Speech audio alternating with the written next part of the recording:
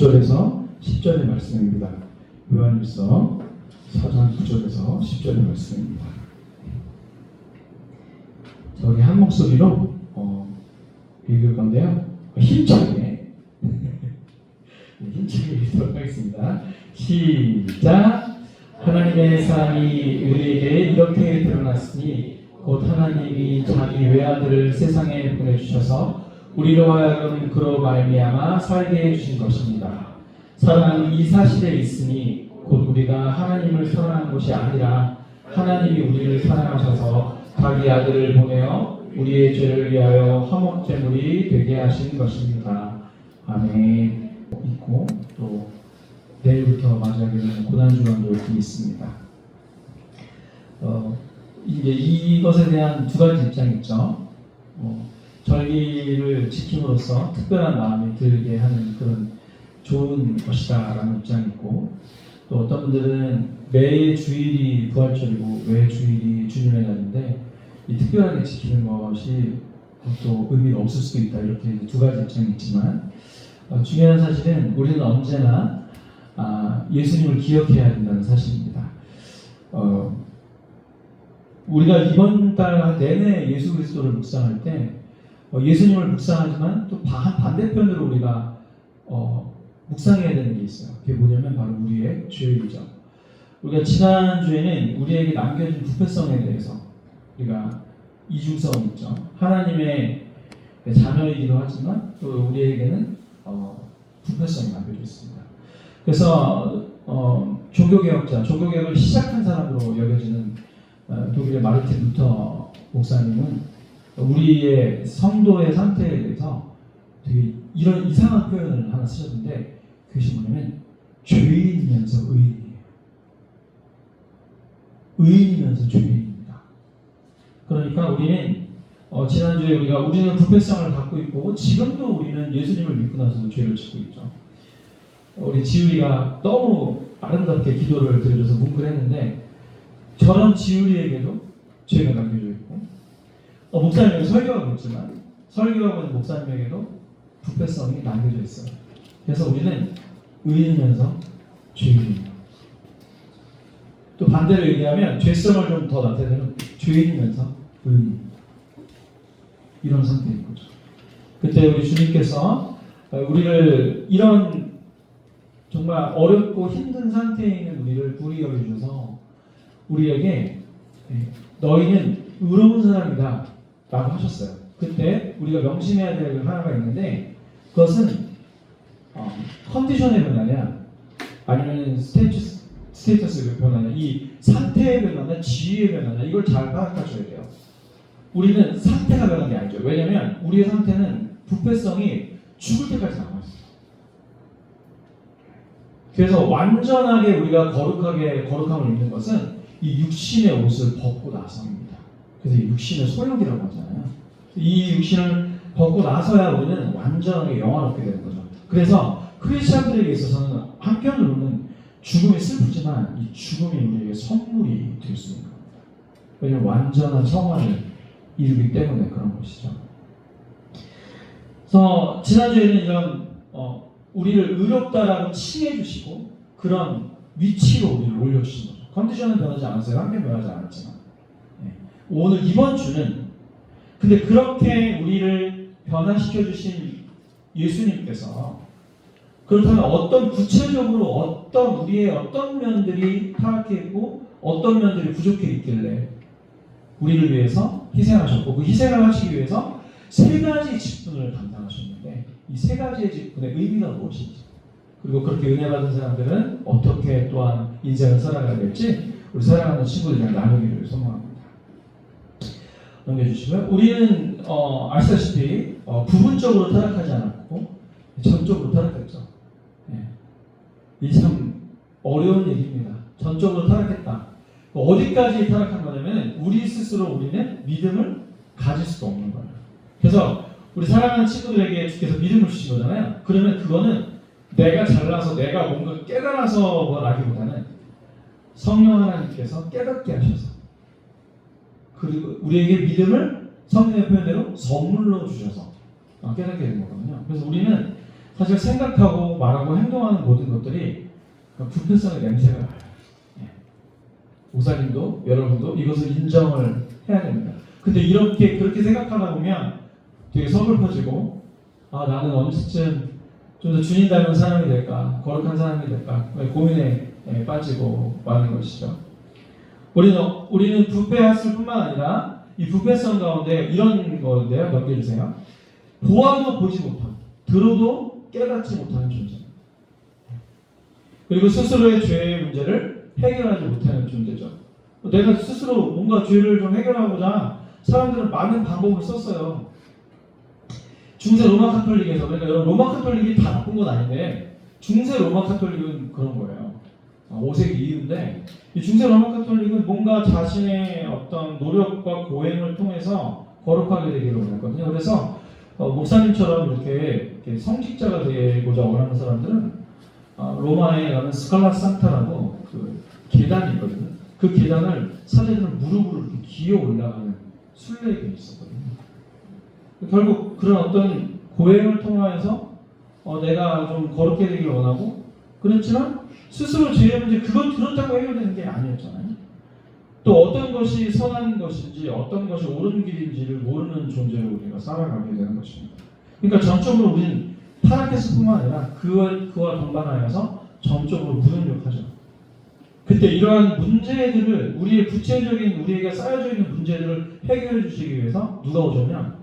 예수님이 오신 것입니다. 주님은 오셔서 세 가지의 직분을 감당하셨는데요. 주님은 선지자셨고, 주님은 대제사장이셨고, 주님은 만왕의 왕이셨습니다. 주님은 여러분 선지자는 어떤 역할을 하는 사람들이냐면 하나님의 말씀을 대신하여서 전하는 사람들이었어요. 그래서 구약에 보니까 에스겔이라는 선지자도 있었고, 예레미야라는 선지자도 있었고, 호세아라는 선지자도 있었고, 요엘이라는 사람도 있었고, 미가라는 사람도 있고, 많은 선지자들이 활동을 하면서 주님의 말씀을 전할 것이었거든요. 예수님이 우리에게 오셔서 하시는 거 뭐냐? 주의 음성, 주의 말씀을 선포하시고 그걸 듣게 하시는 거예요. 그래서 너희들의 인생의 끝이 뭐냐? 인생의 목적이 뭐냐? 우리는 어디로 걸어가고 있느냐? 그런 모든 문제에 대해서 얘기해 주시는 거죠. 그래서 구원받아야 할 존재, 그리고 거룩하여져야 될 존재. 그러나 너희들이 나를 믿었을 때, 그 도구를 믿음으로 사용하셨는데, 너희들이 나를 믿었을 때 그 믿음으로 말미암아 내가 너희를 구원할 것이고 하나님의 자녀된 지위를 올려줄 것이고, 심지어 양자라는 표현을 써서 하나님의 아들, 하나님의 딸로 이렇게 지위를 높여주시죠. 그리고 우리를 계속해서 거룩한 사람으로 만들어져 가는 겁니다. 그래서 여러분, 예수님 믿는 사람들이 슬픈 신앙생활 스타일이 뭐냐면, 내가 처음에 예수님을 믿고 나서 주께서 우리를 양자 삼으시고 거룩하게 하시는데 처음 믿었을 때하고 지금하고 별반 차이가 없는 거. 이거는 좀 힘든 거죠. 점점 주님 앞에서 우리는 거룩해져 가야 되는 존재인 거죠. 여튼 주께서는 하나님의 음성을, 하나님의 말씀을 전해주셨죠. 그래서 그렇게 남아있는 성경이 뭐예요? 복음서. 또 그 말씀을 배운 사도들이 또 전한 성경들이 있죠. 사도행전이나 또 서신서들, 이런 것들이 우리에게 주님의 음성을 전해주는 겁니다. 그래서 주님은 이 땅에 오셔서 첫 번째 선지자의 역할을 감당하셨어요. 두 번째, 주님은 대제사장의 역할을 감당하셨습니다. 이 제사장을 통해서 많은 사람들이 이제 죄를 깨끗게 하고 주님 앞으로 나아갈 수 있었어요. 예수님이 오신 날을 기점으로 해서 AD와 BC로 나뉘죠. 기원전, Before Christ. 그리고 AD는 뭐예요? 아노 도미누스. 뭐예요? 주께서 오신 후, 라틴어인데요. 그래서 이상해요. AD는 라틴어로 하고 BC는 영어로 했어. 어쨌든 BC와 AD를 나눈 그 기준으로 해가지고 그 전에 살던 사람들 있잖아요. 그 전에 살던 사람들은 대제사장과 함께 제사를 드림으로 말미암아 죄가 사해졌다면, 이제 그것을 기점으로 예수님이 오시고 예수님이 희생하시고 십자가에 들어가시고 부활하신 이후에는 그 십자가의 공로, 주님의 부활을 믿음으로 말미암아 구원받는 시대가 된 거죠. 그러니까 주님은 대제사장으로서 모든 인류, 특별히 이제 믿는 사람들, 주님의 택한 사람들을 위해서 십자가에 달려 돌아가셨습니다. 그분의 십자가는 모든 인류를 구원할 만큼 위대한 것이지만 혜택을 받는 사람들은 여러분들 같이 신자들밖에 없습니다. 선택받은 사람이죠. 그러니까 우리가 얼마나 이 예배드리고 있는 것 자체, 하나님의 자녀로 살아가는 것 자체가 얼마나 은혜로운 일인지 모릅니다. 주님은 또한 만왕의 왕이셨죠. 이 왕으로서 우리에게 갈 바를 지시하셨습니다. 근데 여러분 이게 세상의 왕이랑 좀 달라요. 주님의 왕되심은 이게 알려주시는 거에 끝난 게 아니라 본인이 그렇게 살아가시죠. 그래서 사랑하라 왕된 권세로 선포하셨어요. 그러면 너네 사랑하고 나는 뭐 가만히 있는 이런 왕, 또 나를 위한 왕이 아니라 내가 그대로 행하시는 거죠. 세상에서 가장 큰 사랑이 뭐냐? 요한복음 15장에 말씀해 주셨어요. 내 형제를 위해, 내 친구를 위해 대신 죽는 것보다 더 큰 사랑이 없다. 이렇게 말씀하세요. 근데 이 말을 들은 사람들은 대신 죽지 않아요. 근데 누가 대신 죽어요? 예수님이 대신 죽어요. 이런 왕이에요. 이런 왕을 섬김의 왕, 겸손의 왕, 험블 킹이라고 얘기합니다. 그러니까 이런 왕입니다. 여러분 세상의 왕들 있죠. 세상의 대통령, 뭐 세상에 좀 이렇게 좀 군림하는 권력자들은요. 결국 따지고 보면은 뭐 국민을 위한다, 뭐 당신들을 위한다 이렇게 얘기하죠. 아니요. 다 결국에는 전국에는 자신의 명예, 자신의 권력, 자신의 것을 돌아와요. 열심히 공부하시는 분들, 그래서 교수님이 되신 분들도 비슷해요. 내가 열심히 공부한 석학이 되고 박사가 되어서 이거를 인류를 위해 써야겠다, 희생해야겠다 이런 마음도 있겠지만 결국에 어떻게 되는 나의 명예, 나의 학문적 성과, 내가 쌓아가는 모든 걸로 다 돌아오거든요. 이게 이 세상의 왕, 세상의 높은 사람들의 특징이에요. 근데 주님은 어떤 왕이냐? 우리를 위해 겸손히 그분이 지시하신 대로 그 권세대로 행하시는 분이에요. 군림하는 왕이 아니에요. 진정한 백성들을 위한 왕이시죠. 그래서 주님이 이 땅에 오셔서 선지자로, 대제사장으로, 만왕의 왕으로 이렇게 삼중직이거든요. 이 세 가지 직분을 감당하시면서 살아가셨습니다. 자, 우리가 어떤 것도 할 수 없는 전적 무능력이 있기에 그분은 선지자였으며, 그분은 제사장이었으며, 그분은 왕이었던 것이죠. 그래서 여러분들 너무 좀 어렵다 생각했을 때는 이걸 기억하시면 됩니다. 여러분 슈퍼마켓에 누가 이렇게 빵빠레 같은 거, 아이스크림 큰 거, 소프트 아이스크림 먹다가 흘렸어요. 자, 근데 여러분이 아이스크림을 흘리면 어떻게 돼요? 개미들이 모여들잖아요. 개미들이 쫙 모여들었어요. 이 아이스크림. 근데 아주머니가 딱 그 슈퍼마켓 아주머니가 보니까 우리 슈퍼마켓 앞에 아이스크림이 떨어져 있네? 이거 청소해야 되겠죠? 물 청소를 하든지 뭘 하든지 할 거 아니에요. 자, 이 아이스크림에 달라붙은 개미들은 다 이제 죽습니다. 그렇죠? 이 달콤함에 못 이겨 슈퍼마켓에 우글우글거리는 개미들은 아줌마가 물 청소를 시작하면 다 죽어요. 자, 이 개미를 구원할 수 있는 두 가지 방법이 있습니다. 한 가지 뭐예요? 그 아이스크림을 전능하신 인간님께서 옮겨주는 거예요. 숲속으로. 아니면 직접 개미가 되어서 찾아가서 하면서 개미애도로 얘기를 해가지고 야 빨리 피신해야 돼. 아줌마 지금 물 받고 있어. 물 청소하고 있어. 라고 하면서 개미가 되는 방법을 깨놨어요. 자, 이 두 가지 방법을 충족하신 분이 누구예요? 예수님이에요. 대제사장으로, 선지자로, 왕으로 오셔서 우리들에게 직접 인간이 되셨잖아요. 인간의 언어로 알려주신 거예요. 또한 전능하신 하나님의 능력으로 부활하고 하나님의 권능을 행하시는 거예요.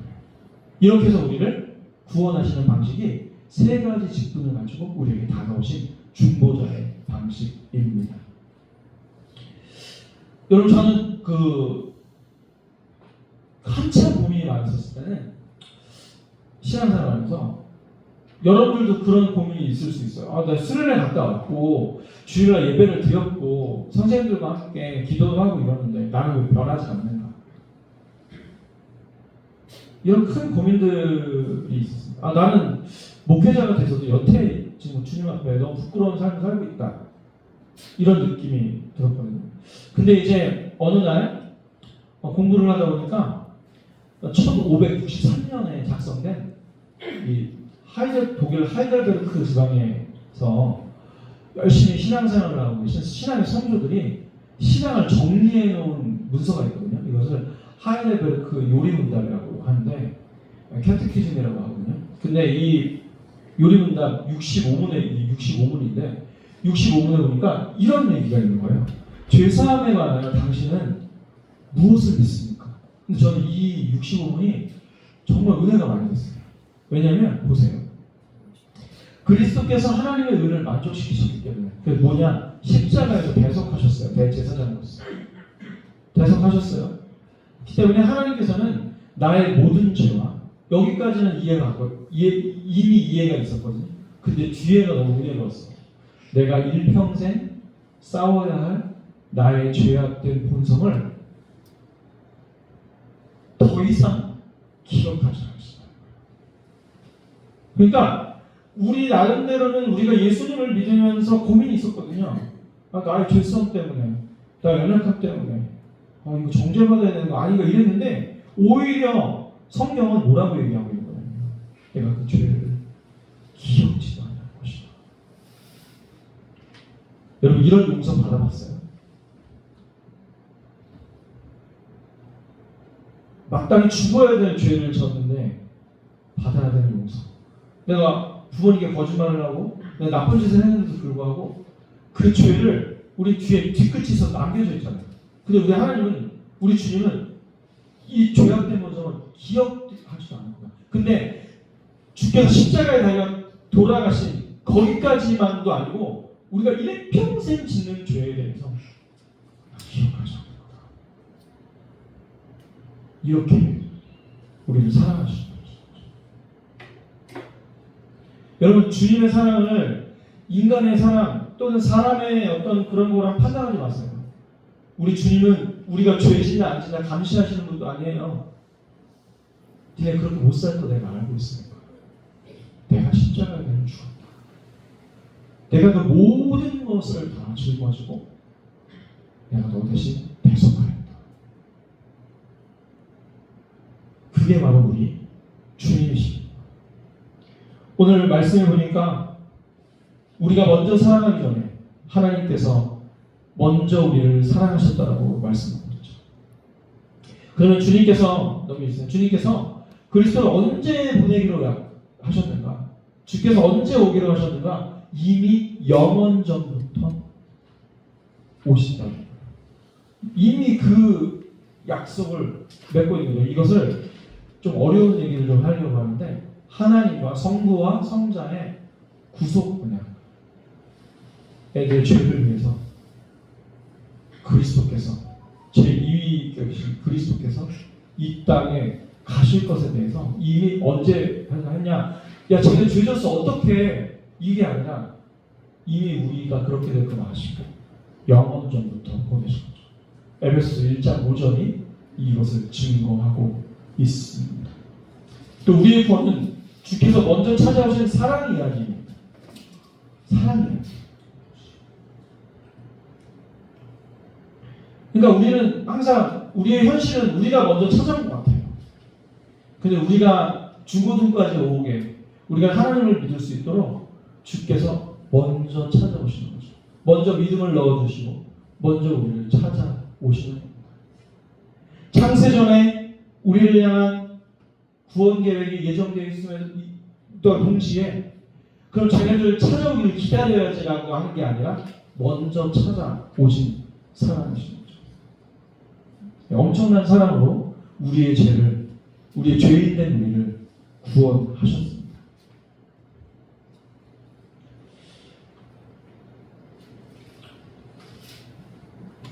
그러니까 우리가 생각하는 사랑은 뭔가 어느 정도 해야만 받는 사랑이고 우리가 생각하는 용서는 우리가 어느 정도 좀 용서받을 만한 뭐가 있어야 용서받는 그런 건데 주님의 사랑은 우리가 생각하는 것보다 더 깊고 더 넓고 더 크시다는 거죠. 목사님 오늘 약간 오늘 청년 선생님들 계셔서 안 하려는데 이 그 청년부 설교 때 소개한 그 앤더 슈사크의 침묵이라는 소설이 있습니다. 저는 그 책을 펴자마자 좀 눈물이 좀 나왔습니다. 가장 클라이막스 때 나왔던 그 소설의 가장 절정의 그 클라이막스에 나오는 주님의 음성이 적혀 있었거든요. 한 4줄.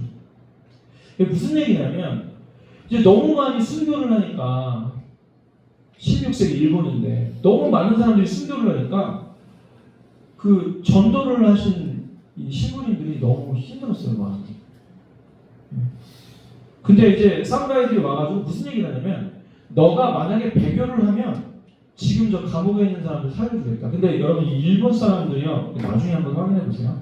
일본 사람들이 예수님 믿는 사람들을 얼마나 잔인하게 핍박했는지는 말로 이루 말할 수 없어요. 예배 시간에 얘기할 수 없을 정도예요. 토가 나올 것 같아요. 근데 그런 어떤 상황에서 이 신부가 뭘 결정하는지 아세요? 목사죠. 대신교를 듣죠. 배교를 결정해요. 저 사람들 살려야 되니까. 너무 마음이 괴로운 거예요. 여러분 다른 사람들 막 순교하고 이러는데 자기가 배교하면 저 감옥에 있는 저 일본 크리스찬들 기리시탄이라고 하는데 저 기리시탄들을 살릴 수 있으니까 소설에서 배교를 합니다. 로드리고라는 친구는 배교를 해요.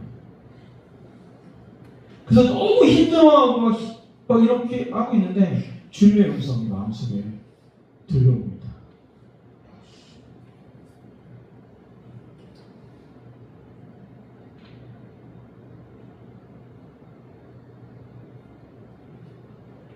네가 내 모습이 그려진 저 십자가 거기를 지나가면서 배교할지라도 나는 괜찮다. 나는 네가 배교한 것 때문에 아파하는 그 마음을 받은 것이다. 나는 밟히려고 이 땅을 존재한다. 이렇게 말씀하십니다. 밟히려고. 그러니까 오늘 우리가 처음 찬송 들었을 때 져야만 승리하는 놀라운 신인데 죽으려고 밟히려고 왔단다. 이렇게 해주면서 위로를 받는 장면이 있어요. 그러니까 우리 주님의 사랑은 우리가 물론 순교도 위대한 거지만 혹시 내가 너무너무 연약해가지고 순교하지 못하고 또 사람들을 위해서 사람들을 살리기 위해서 내가 배교하는 모습을 보여줄지라도 그것에 대해서 세상의 어떤 그런 사람들처럼 정죄하거나 여러분들과는 쪼잔하거나 그런 사람이 아니에요. 배교의 길을 선택했는데도 불구하고 슈사크는 그 얘기를 해주고 싶었던 거예요. 주님은 꼭 순교만 해야만 사랑하시는 분이 아니라 어쩔 수 없이 배교의 상황 가운데 있는 자들도 품으시는 분이다. 이 얘기를 해주고 싶다. 그 주님의 사랑이 참으로 크신 거죠. 우리 친구들 이제 중간고사잖아요. 중간고사들이면 온 집중이나 시험에 다 쏠려 있잖아요. 주님 생각 안 할 거예요. 우리가 어떤 극한 상황에 몰리잖아요. 주님 생각 별로 안 하고 하나님의 사랑 다 살지 못해요. 그러면 주께서 나를 정죄하실 거다. 나를 미워하실 거다. 아니에요. 이런 분인데요. 기다려 주시고 그것조차 이해하시는 겁니다. 그리고 여러분들이 그렇게 주님의 뜻대로 살지 못할 텐데 품으시는 분이고 기다려 주시는 분. 여러분 그런 사랑이 주님의 사랑입니다. 그렇다면 주님의 그 위대한 사랑으로부터 구원받은 우리의 삶은 어떤 삶을 살아야 될 것인가? 첫 번째는 이런 큰 사랑을 받았어요. 큰 용서를 받았잖아요. 늘 우리는 사랑의 빚진 자로서 살아가는 거예요. 여러분들이 뭔가 억울한 일을 당하거나 또 힘든 일이 있을 때 또 마음이 어려울 때 사람 때문에 마음이 어려울 때 무슨 생각을 하셔야 되냐면 나는 사랑의 빛이다. 이 생각을 늘 하셔야 돼요.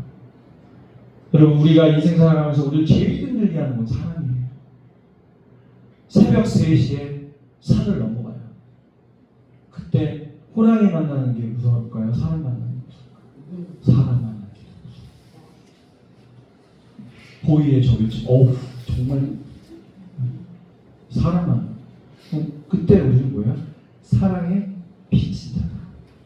1만 달란트 용서받는 사람이다. 라는 그 생각을 먼저 하셔야 돼요.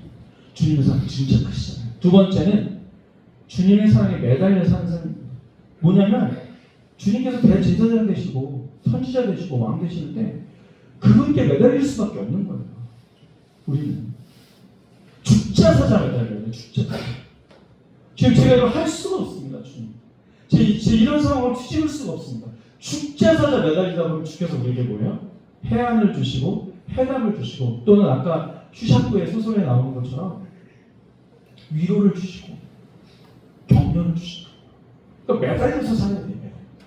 우리 사랑하는 친구들 주일날만 주님께 기도하고 예배하는 게 아니라 평일의 삶 속에서도 매달려야 돼요. 벚꽃 엔딩되면서 바로 중간으로 써요.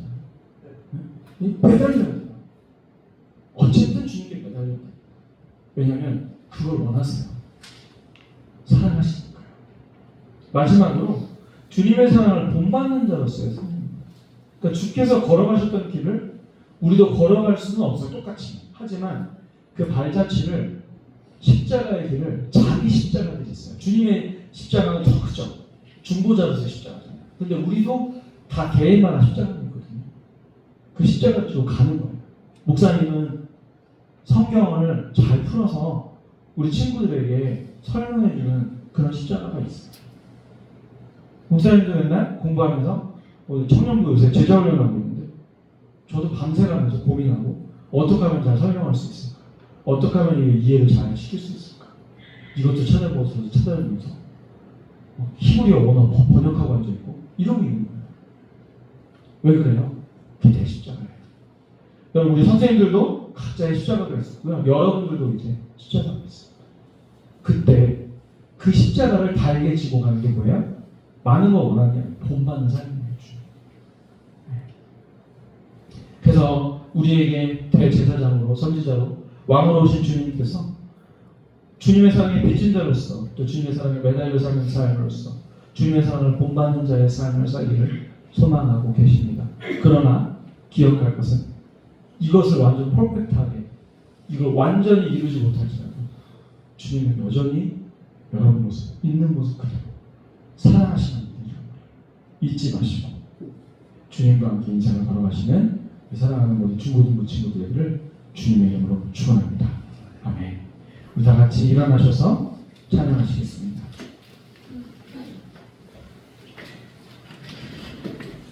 우리 오늘 말씀 기억하면서 같이 함께 찬양하며 나아가시겠습니다.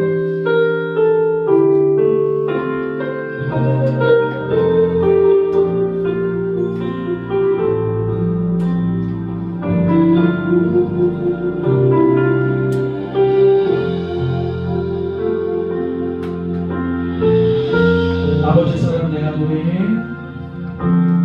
아버지 사랑 내가 노래해.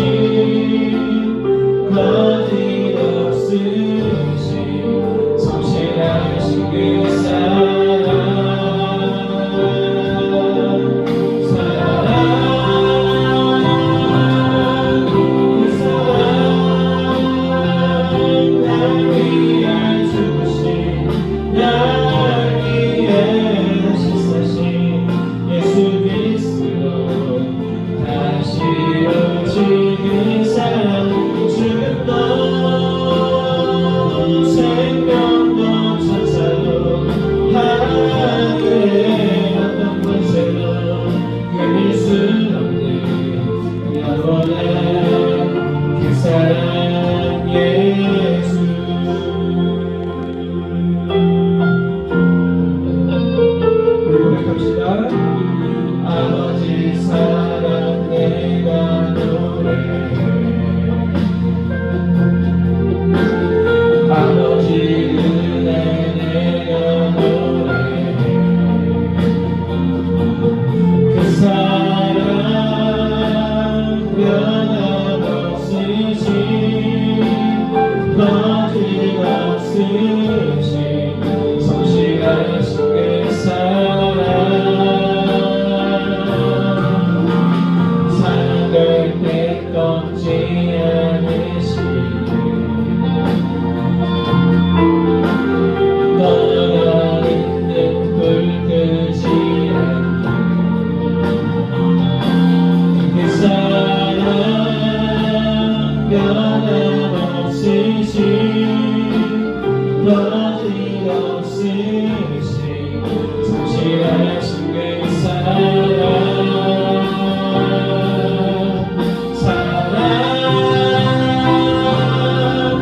그 사랑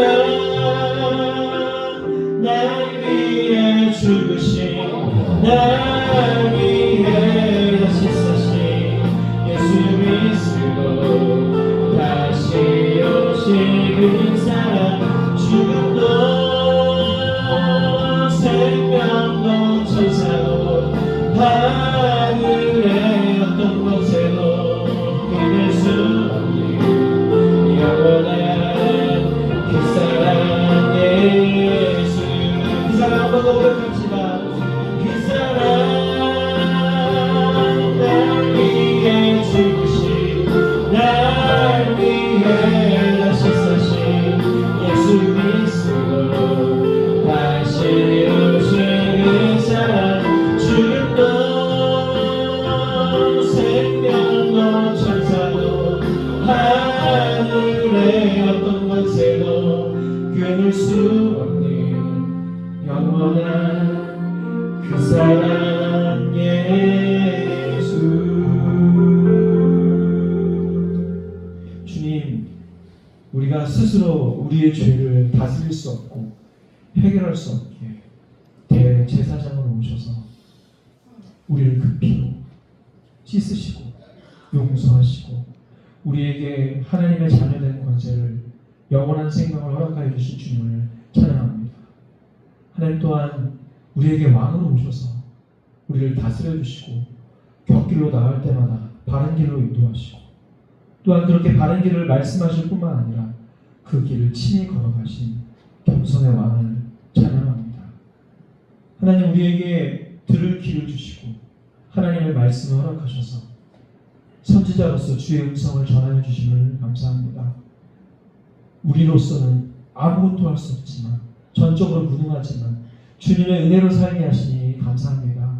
우리 사랑하는 친구들 이런 큰 사랑을 받은 사랑의 빚진 자로 살게 하여 주시고 주의 모범을 따르게 하여 주시며 주님의 사랑을 누리는 자로 살게 하여 주옵소서. 하나님 그래하여 이 어두운 세상 가운데 주님의 크신 사랑이 복음의 빛을 비추며 살아가는 귀한 인생 될 수 있도록 축복하여 주옵소서. 지금은 우리 주 예수 그리스도의 은혜와 하나님의 사랑하심과 성령님의 감화 감동 교통하심이 우리의 죄를 기억지도 아니하시는 늘 우리에게 힘을 주시는 중보자 되신 예수님을 영원히 믿고 찬양하며 붙잡고 살아가리라 다짐하며 돌아서는 사랑하는 모든 우리 친구들 위해 우리 선생님들 인생 위해 이제로부터 영원토록 함께 하실지어다. 아멘. 우리 예배를 마신 하나님께 영광의 박수 올려드리겠습니다.